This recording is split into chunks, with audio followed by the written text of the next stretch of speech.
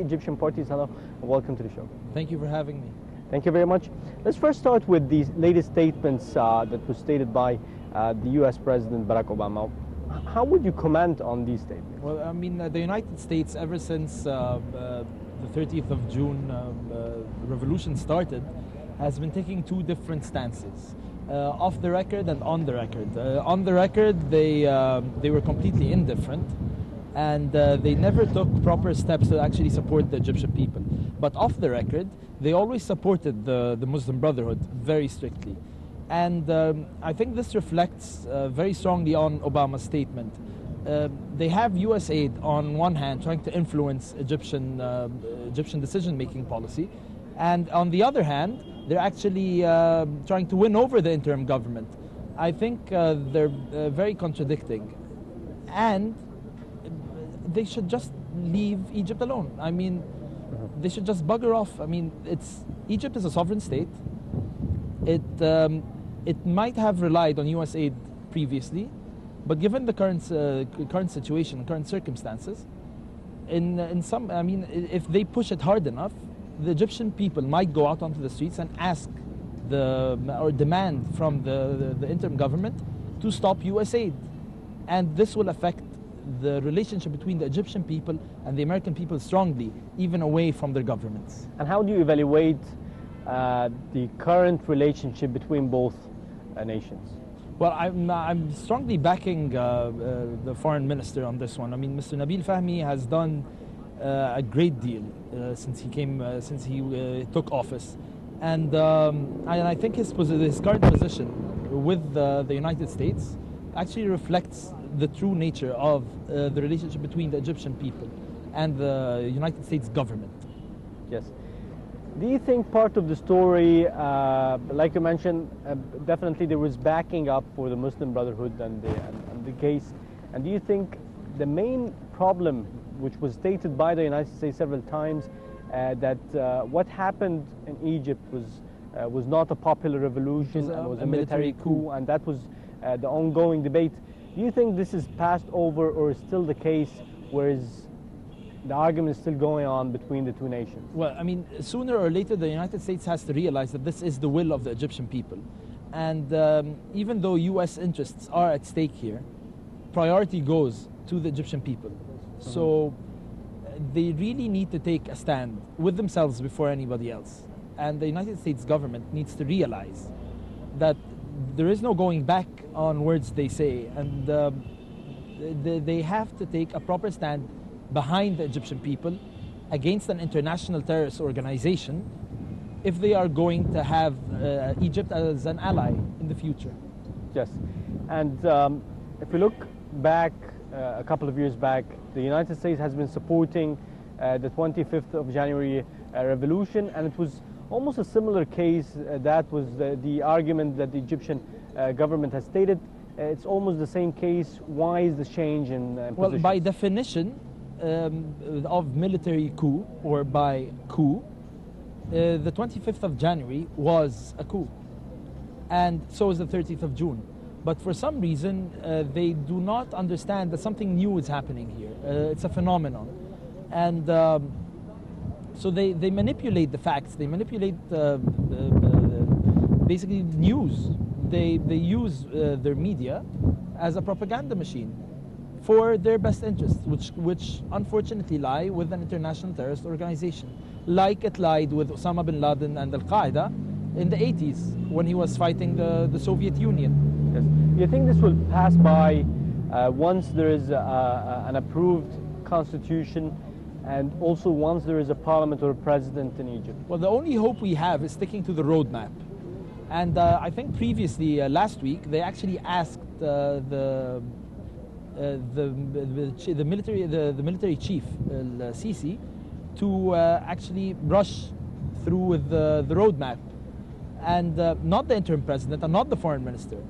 So it is a complete disrespect for authority from the United States side. And I think the only hope we have right now is sticking to that roadmap, because this is the one that has been backed by 33 million people on the streets. And this is the one that Egyptians actually want to go through. And of course, after the referendum, we will have elections. And I think then if they still don't change their position before that time, then they will lose Egypt forever. Yes. And moving back to what you've said about the roadmap, how are you seeing the roadmap being implemented so far? Well, I think we are right on schedule, and by mid-November we should have the constitution ready.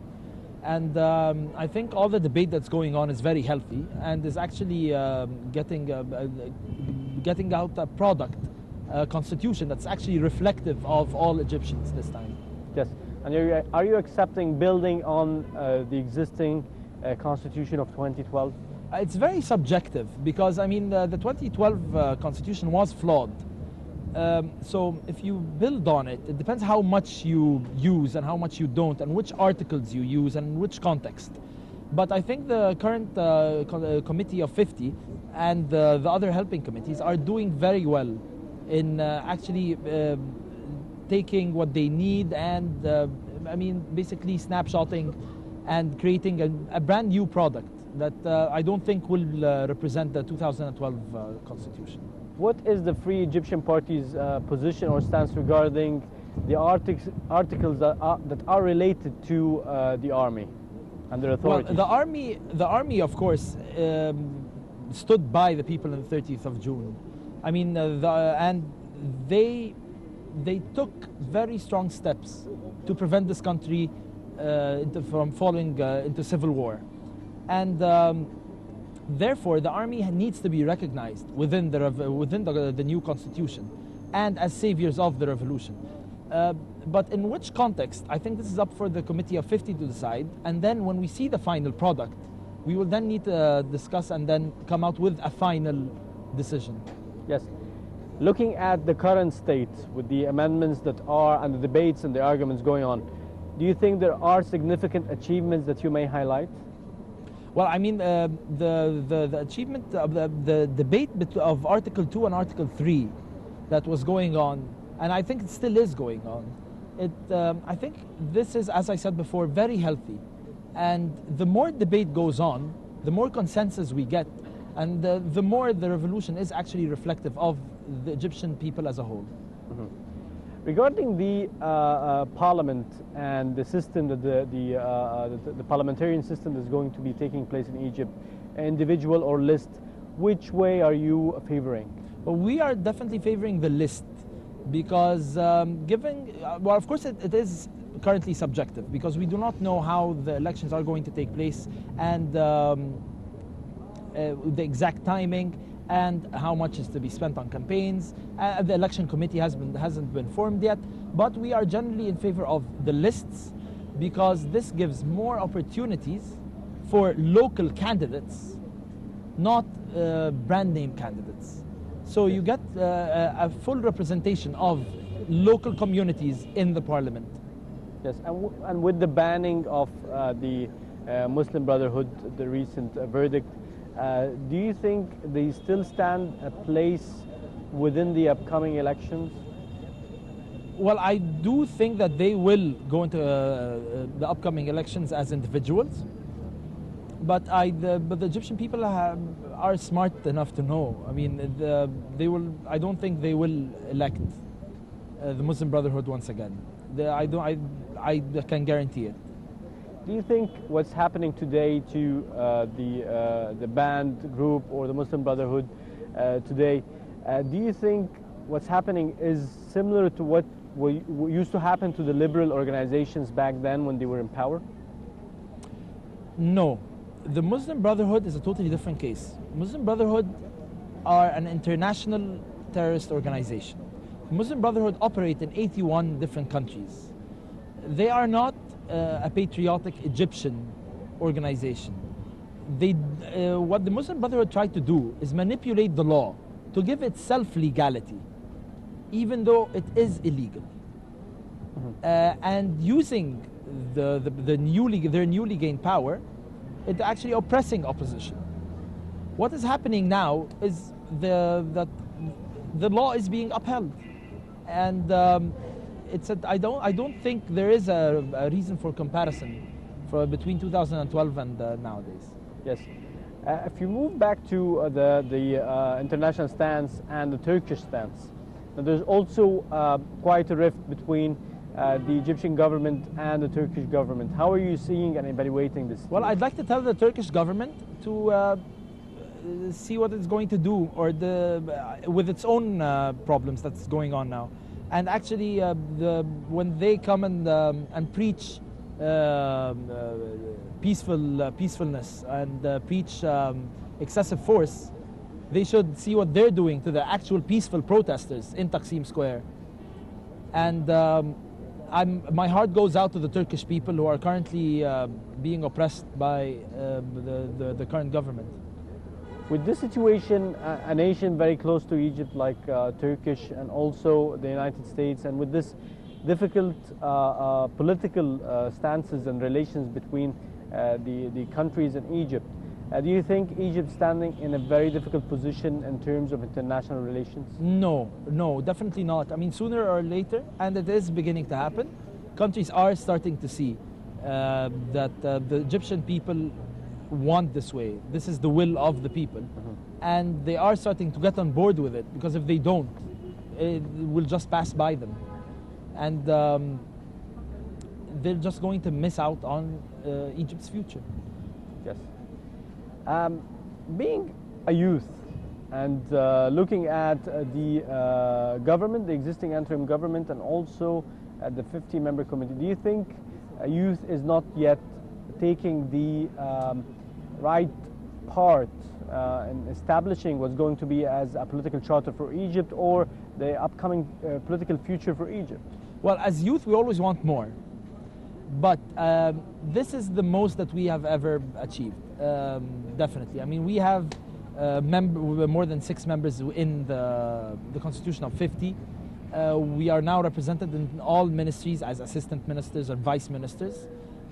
So we have achieved a lot in the past few months. And I hope this trend continues, because if it does, I see youth leading the country within a very short time scale. Almost 100 days will pass for the existing government, and the opposition will definitely be looking at the current achievements for this government, and definitely the government will also claim whatever are going to be protests and curfews to be affecting the economical situation.